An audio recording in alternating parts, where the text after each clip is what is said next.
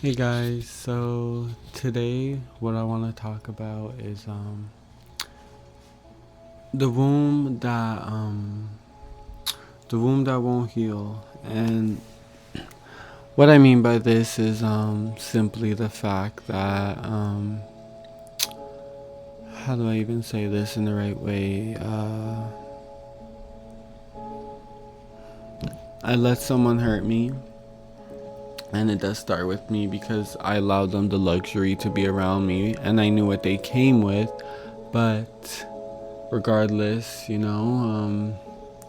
was so alone for so long that, yeah, having someone there for the first time it was really like a bittersweet moment. And like, they weren't the best person at all, but like, they were a person who actually existed in my life. I allowed you to exist and coexist with me, and in return of that, well, it's something I keep talking about, but it's because it's something I can't forget about. So when it wears heavy on the mind, all you can do is let it out, right?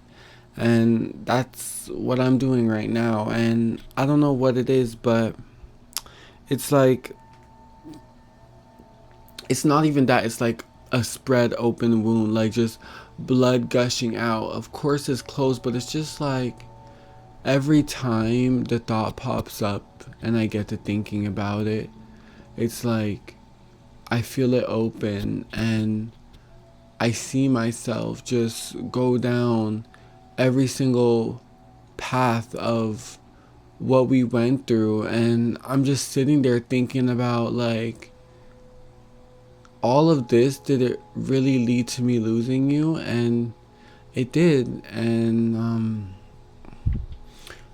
it's not that I think about my faults, because I'm very self-aware, and if I were to take the wrong step, then I would know. But I knew that whether I said more, whether I said less, like, no matter what it was, both fucking sticks were the fucking same. Like, I lose either way, so there was nothing better I could do for my part. But the reason why I think about it so much is that I was so used to nothing, okay? I was so used to nothing that the one time I had something, it, well, results in this of me just thinking about it all the time. And that's because this was the first thing that I genuinely enjoyed for a long time after having nothing for a while.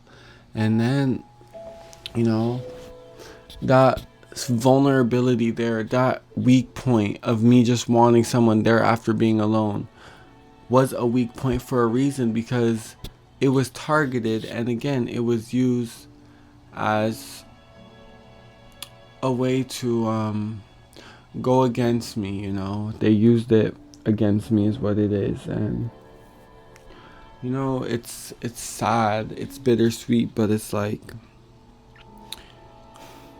no matter how much you want someone to be the person, like, if it wasn't them who was meant to be it, then there was simply nothing that you could do or say to make them be that person. And whether you did more or whether you did less, whether you try to be someone else, there's no amount of nothing that can make someone want you in that way. It's up to them to want to do it and actually be open and vulnerable enough to actually, like, speak their truth. And it's sad, and the reality of it is hard, but I was doing it all by myself. My dreams, everything, I was doing it. My poetry, my YouTube, I was doing it all by myself. But it was that when someone came, it pushed me even more to do it, because now I wasn't doing it for just me. I was doing it for us. I wanted to work twice as hard to get it over with, just so I could go spend more time with you. And that's when I figured out that, well, when you do something for yourself, well, it's for you. But when you do something for someone else and then it doesn't amount up to nothing, you feel like it's for nothing. And that's kind of what sent me back. That simple thought right there. And I gotten used to myself, and I guess I just had to go and let the wrong person in, and well, fuck it all up.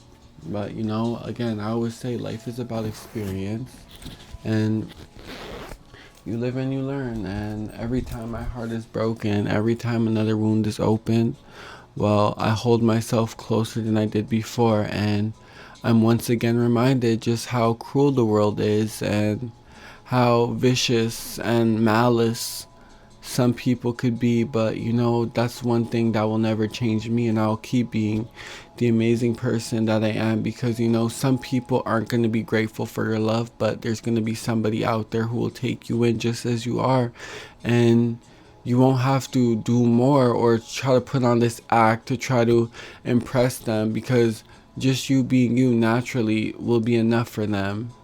And this isn't something that's happened yet. This is more of an ideal in my head, but something tells me it does exist. For if the love I possessed and the person I was existed, then out there was someone else who was not the same as me, but a little bit, just a little bit.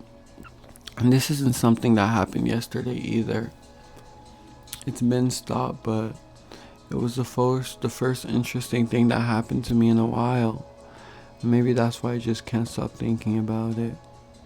Even though it was more bad than good, it was still something. I would take it over nothing any day, and I can say that I would do it again, because, well, just to have someone around, when you're so used to quiet, and then all of a sudden this new sound comes out of nowhere, you do get intrigued, you get drawn in, you're curious about what this new thing is, and that's when you get pulled in, and that's when you wish that you weren't as curious as you were in the moment. But that's the story of how curiosity killed the cat, because, well, it gets the best of you, it really does. And then, well, you can sit there hurting about it, beating yourself up about it, while they're just out there living their life like you just never existed, like it never happened. But in reality, it did. And we both have to understand that no matter what we did or the person we were, like, if we tried our best, like, trust me, you're not someone who's so forgettable. And I knew for certain, for me, I wasn't someone that everybody could have, and that's what made me special. So I know that all the new people that you meet, some of them you might feel like you've seen them before, but one person that you will never find again is me. And that's because, again, I have my value, because I'm not something that's just everywhere, that anybody and everyone can say they had. That's not what I am. It's only certain people that get that close to me, and you are one of them, and it showed me why I don't ever want to do it again. And it's not sad at all, but it's reality. You get your hope highs, and some people just can't help but let you down, and all you can do is keep moving on and keep hoping that there's better people out there. And even when you're shown time and time again that some people are really the same, and their nature is just not as pure as yours, well, I guess you could still have hope, even though what you're hoping for isn't something that you can see, I guess. Doesn't mean it doesn't exist, but doesn't mean it does either.